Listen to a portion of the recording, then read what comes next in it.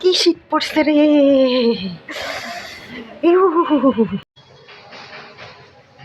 কি কস তুই কি শীতের দিনে ঠিক মতো গোসল করিস নি?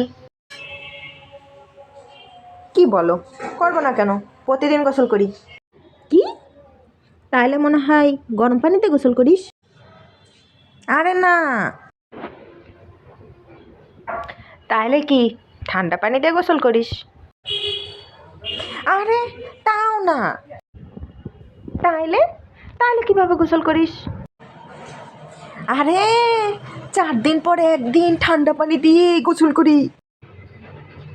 তাইলে তাহলে কিছু হইলো? আরে কিরা কইসা হইবে না, আরে মনের গোসলই বড় গোসল। যার মন পরিষ্কার তার সব পরিষ্কার। আরাম। ওরে শয়তান।